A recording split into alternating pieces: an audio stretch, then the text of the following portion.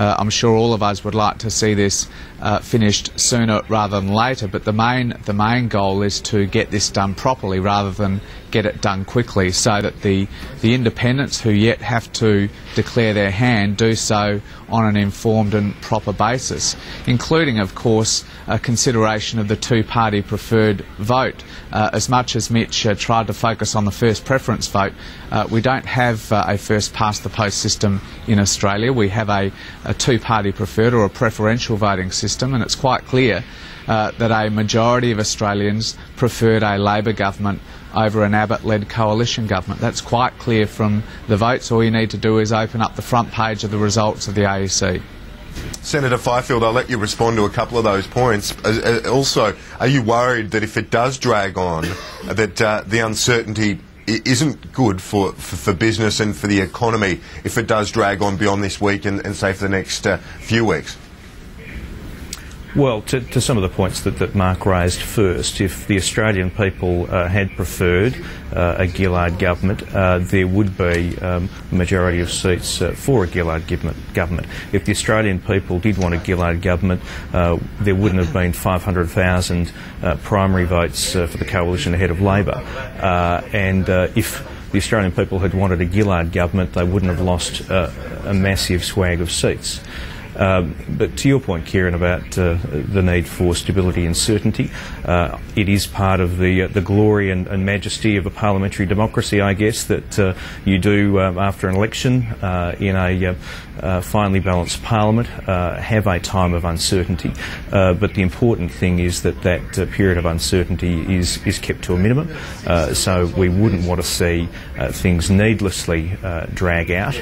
I think the makeup of the next government, it's still being dealt with in a reasonable time frame, but obviously the sooner that it can be dealt with and the sooner a new government can be installed, the better. Butler, the claim or the call for pokies reform from Andrew Wilkie, how does federal Labor deliver that? Isn't it something that the states would need to orchestrate? Well, far be it from me to give a Bush lawyer's opinion, but it seems that from what the former government did with the corporations law, particularly in relation to work choices, the High Court has said that the corporations power in the Constitution is now quite broad. So at first blush it would appear that the Commonwealth Government would have the capacity to regulate betting limits, for example, which seems to be Andrew Wilkie's focus and I know Nick Xenophon's focus. It would appear that the Commonwealth would have the power to regulate betting limits between corporate poker machine operators, pubs and clubs and such like, and their patrons.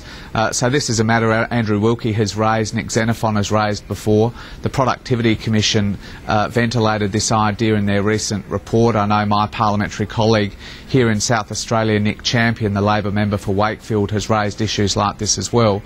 So although traditionally this has been a matter that has been dealt with or regulated by state governments, as industrial relations was some years ago as well, it seems to me that the Commonwealth Government, Labor or Coalition, would be able to regulate this matter if it were minded to do so. Now, Andrew Wilkie has raised this with our Prime Minister, and I'm sure that she and Wayne Swan, the Deputy Prime Minister and Treasurer, are giving it very serious consideration. Senator Fifield, just quickly, your response to that? Well, the Coalition has had a concern about gaming for a long time. It was Peter Costello who actually gave the very first referral to the Productivity Commission about gaming, and there were some significant reforms that came about from that particular report. Tony Abbott will be meeting Andrew Wilkie for the first time today, and I'm sure Tony will be open to discussing these matters with Mr Wilkie. Senator Fifield and Mark Butler, appreciate your time this morning. Another busy week ahead, gents. Thanks a lot for that. Let's go now to Brooke.